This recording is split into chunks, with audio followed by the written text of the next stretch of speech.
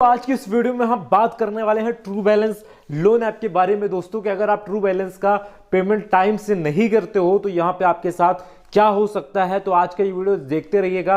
अगर आपने भी ट्रू बैलेंस से यहाँ पे लोन लिया है और अगर आप ट्रू बैलेंस से लोन लेना चाहते हो तो आपको किन बातों का ध्यान रखना है वो भी आज की इस वीडियो में मैं यहाँ पे बताने वाला हूँ। इस वीडियो को एंड तक यहाँ पे जरूर आप देखते रहिएगा अगर आप जानना चाहते हो पूरी डिटेल लोन ना चुकाने पर क्या होता है। मैं सिर्फ ट्रू बैलेंस को नहीं बल्कि आप उसको सारी लोन ऐप से कंपेयर कर सकते हो जो लोन के थ्रू आपको लोन देती हैं। तो दोस्तों सबसे पहले मैं आज की इस वीडियो में बात कर रहा हूं पर्टिकुलर फिनटेक कंपनी की जो कि लोन ऐप के थ्रू आपको यहां पे लोन देता है, जिसमें से अगर मैं बात करूं कि सबसे ज्यादा किसने लोन दिया है, नंबर 1 कंपनी कौन सी है, तो उसमें आता है ट्रू बैलेंस का यहां पे नाम। क्योंकि यहाँ पे मेरी एक छोटी सी शिकायत है आप लोगों से, आप लोग वीडियो देखते हो रेगुलरली, पूरा वीडियोस देखते हो बट गलती से यहाँ पे चैनल को सब्सक्राइब करना भूल जाते हो दोस्तों। तो आप ये गलती ना करें, अभी कभी यहाँ पे चैनल को सब्सक्राइब करें, उसके बगल में रेड बेल आइकन का बटन होता है उसे भी दबा ले ताकि जब भी नए वीडियो लेके आए नोटिफिकेशन आपके पास सबसे पहले मिल जाए। तो अभी के अभी दोस्तों चैनल को सब्सक्राइब कर लें क्योंकि ट्रू बैलेंस के अभी यहाँ पे 5 करोड़ डाउनलोड्स हैं। जी हाँ, जो कि अपने आप में एक बहुत ही बड़ा नंबर है 5 करोड़ का। तो अब यहाँ पे मैं आपको बताने वाला हूँ अगर आपने ट्रू बैलेंस से लोन लिया है, उससे पहले मैं आपको बता दूँ कि ट्रू बैलेंस लोन देता कितना है। तो दोस्तों ये जो कंपनी है ट्रू बैलेंस, ये कभी भी अपने कस्टमर को 50,000 से बड़ा लोन नहीं देती है। 50,000 से बड़े लोन देने पे बहुत सारे नुकसान होते हैं। पहली चीज़ तो मान लो किसी को हमने 2-2 लाख 10-10 लाख रुपए का लोन दे दिया, ऐसे केसेस में वो अगर बंदा डिफॉल्ट करता है सामने वाला तो बहुत ज़्यादा हेडेक वाला प्रोसेस हो जाता है कंपनियों के लिए। इसलिए कंपनियां ये जो हैं छोटे छोटे लोन देती हैं। ज़्यादा से ज़्यादा इनका जो लोन है वो 50,000 रुपये तक का ही है। और ये जो लोन है दोस्तों वो 2 महीने 3 महीने 4 महीने यहाँ तक कि 6 महीने तक के लिए आपको मिल सकता है।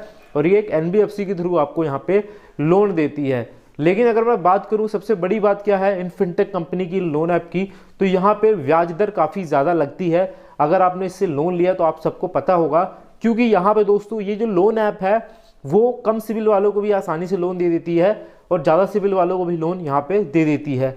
अगर आप डायरेक्टली इसके बारे में जानना चाहते हो तो मैं लिंक आपको डिस्क्रिप्शन में दे दूंगा, वहाँ जाके आप इसके बारे में जान सकते हो। तो दोस्तों सबसे इंपॉर्टेंट चीज़ है, जो सबसे बड़ी प्रॉब्लम है लोगों को इस ऐप से, क्यों लोग ज़्यादातर रिपेमेंट इसका नहीं कर पाते, इसके पीछे की जो सबसे बड़ी वजह लगती है वो लगती है ब्याज दर। अगर आपने इससे लोन लिया है तो इसमें आपको ब्याज दर थोड़ा ज़्यादा देनी पड़ती है, क्योंकि ऑनलाइन जितनी भी ऐप्स हैं आज के समय में उन सब में ब्याज दर एक जैसा है। लगभग बोले तो हर महीने का आपको 5 से 6% पड़ जाता है। अगर मैं यहाँ पे प्रोसेसिंग फ़ी भी कैलकुलेट कर लूँ तो ऐसे केसेस में दोस्तों ये लोन ऐप भी ऐसी है जिसमें से ब्याज दर काफ़ी इसकी ज़्यादा है। लेकिन अब बात कर लेते हैं कि जब आप इसमें डिफ़ॉल्ट करते हो तो आपकी डेली की पेनल्टीज भी लगती जाती है। और ऐसे केसेस में लोगों को लगता है कि अब हम क्या करें, हमारी पेनल्टी इतनी ज़्यादा हो चुकी है। अगर आप इसका 1 महीने 2 महीने डिफ़ॉल्ट करते हो, डिफ़ॉल्ट करने का मतलब है अगर आप पेमेंट नहीं करते हो, ऐसे केसेस में आपको एक लीगल नोटिस रिसीव हो सकता है एक एडवोकेट की तरफ से। उस लीगल नोटिस में क्या होगा आपको मैं वो समझा देता हूँ। उस लीगल नोटिस में बेसिकली 3 चीज़ें होती हैं।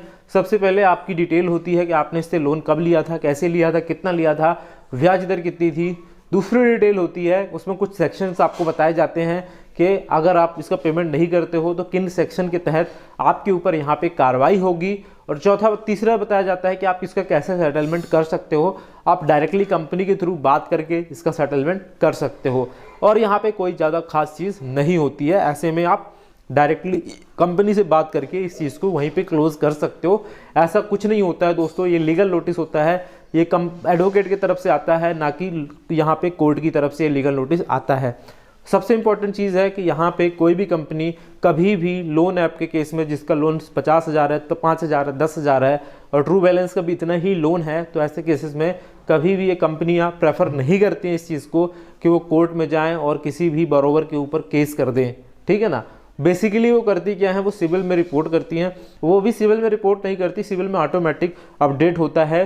जब कंपनियां को रिपोर्ट सबमिट करते हैं इस बंदे ने लोन लिया है, उसके बाद एक रिपोर्ट देनी पड़ती है पेमेंट की, उसने पेमेंट किया या नहीं। तो कंपनी को तो ऑटोमेटिक बताना ही पड़ेगा। जब आप पेमेंट नहीं करोगे तो ये कंपनी बताएंगी सिविल को कि इसने पेमेंट नहीं करा है। ऐसे केसेस में सिविल आपका खुद वहाँ पे डाउन हो जाएगा कुछ पॉइंट पे। तो ऐसे केसेस में यही चीज़ होती है।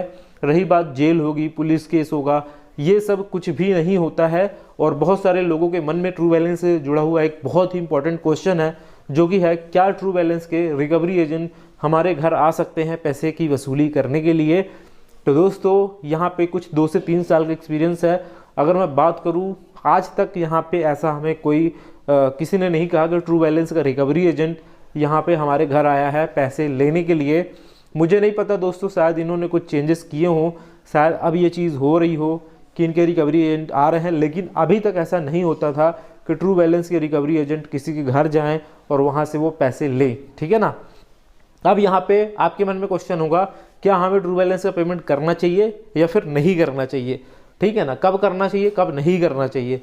तो दोस्तों अगर आप मेरे से पूछोगे, अगर आपने किसी भी कंपनी में, ट्रू बैलेंस की बात नहीं कर रहा हूँ, किसी भी एनबीएफसी रजिस्टर्ड लोन ऐप से लोन लिया है जिसमें आपको प्रॉपर तरीके से उसकी एनबीएफसी की डिटेल, इंटरेस्ट रेट, सारी ही चीज़ें एडवांस में बताई गई हूँ आपको, उसके बाद आपने लोन लिया है, तो ऐसे केसेस में एनबीएफसी रजिस्टर्ड लोन ऐप का लोन आपको टाइमली पेमेंट करना चाहिए, क्योंकि छोटे लोन को अगर आप टाइमली पेमेंट करते हो आपका सिविल स्कोर भी अच्छा इंप्रूव होता है। अगर आपका सिविल, आप मेरे से पूछो कि सिविल स्कोर का क्या रोल है, सिविल स्कोर बहुत इंपॉर्टेंट होता है दोस्तों। अगर आपको नहीं पता, कभी भी आप फ्यूचर में बड़ा लोन लेते हो या फिर बड़ी इंडस्ट्रीज पे जाते हो काम करने या फिर बड़ी कंपनी पे जाते हो, एमएनसीज पे जाते हो, तो आज के समय में जो एमएनसीज कंपनियां होती हैं, बड़ी बड़ी जो कंपनियां होती हैं, वो सिविल स्कोर भी चेक करती हैं कि इस बंदे का सिविल खराब तो नहीं है, क्योंकि एक सिविल अगर खराब होता है तो जो लोन कंपनी है वो डायरेक्टली कंपनी के पास भी जाती हैं इसके बात करने के लिए कि बंदा पेमेंट नहीं कर रहा है। तो इसलिए आपका सिविल मायने रखता है, इसलिए आपको समय से पेमेंट करनी चाहिए अगर आपने एक एनबीएफसी रजिस्टर्ड लोन ऐप से लोन लिया है। दूसरा केस आता है दोस्तों कि ऐसा कस्टमर जिसकी जॉब चली गई है, जिसके पास कोई इनकम का सोर्स बचा नहीं है, कोई रास्ता नहीं है जिनके पास, तो ऐसे केसेस में वो कस्टमर की अगर जेन्युइन प्रॉब्लम है, आपको उस प्रॉब्लम को प्रॉपर तरीके से लिखना होता है, उस कंपनी को मेल आईडी पे मेल करना होता है। और यहाँ तक कि दोस्तों अगर आपकी 1 महीने की भी पेनल्टी हो चुकी है, ऐसे में ऐसी कंपनियां जो एनबीएफसी रजिस्टर्ड हैं वो आपकी कंडीशन देखते हुए, बहुत सारे मैंने केसेस में देखे हैं, एक नहीं दोस्तों बहुत सारे केसेस में देखे हैं कि वो जो पेनल्टी जितनी भी लगी हुई होती है ऊपर, वो आपकी हटा दी जाती है, वेव ऑफ कर दी जाती है, उसके बाद आपको पेमेंट करना होता है। लेकिन इससे एक चीज़ होती है दोस्तों कि वो कंपनी जिससे आपने ये चीज़ करी है वो शायद आपको बाद में लोन ना दे पाए, आपको शायद दूसरी ही कंपनी लोन दे। और मैं एक चीज़ और आपको बहुत ही मतलब अच्छे तरीके से बोलना चाहूँगा कि कभी भी अपनी जो ईएमआई है वो 3 महीने से ज़्यादा की डिफ़ॉल्ट मत होने दें गलती से भी, क्योंकि आप उस केस में डिफ़ॉल्टर साबित हो जाते हो और मैं नहीं चाहता दोस्तों कि कोई भी डिफ़ॉल्टर साबित हो। ऐसे केसेस में आप 1 महीने डिफ़ॉल्ट कर सकते हो, 15 दिन डिफ़ॉल्ट कर सकते हो, लेकिन आप ध्यान रखिएगा 3 महीने से ज़्यादा आपका डिफ़ॉल्ट नहीं होना चाहिए। लेकिन अगर आपने किसी भी 7 दिन की लोन ऐप से लोन लिया है दोस्तों, तो आपको 1 रुपए का, एक सिंगल पैनी, एक पैसे का भी पेमेंट करने की ज़रूरत नहीं है, क्योंकि जो 7 दिन की लोन ऐप होती हैं दोस्तों वो अनऑथराइज्ड होती हैं, वो गूगल की कोई पॉलिसीज़ नहीं मानती हैं, ना ही कोई प्ले स्टोर की पॉलिसीज़ मानती हैं। तो आपको अगर आप 7 दिन की लोन ऐप से लोन लिया है तो आपको पेमेंट करना ही नहीं है।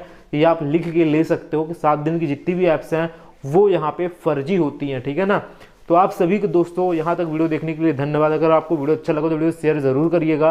अगर आप सब्सक्राइब अभी तक नहीं करे हो, चैनल को सब्सक्राइब ज़रूर कर लेना दोस्तों, और बेल आइकन का बटन भी ज़रूर दबा लेना।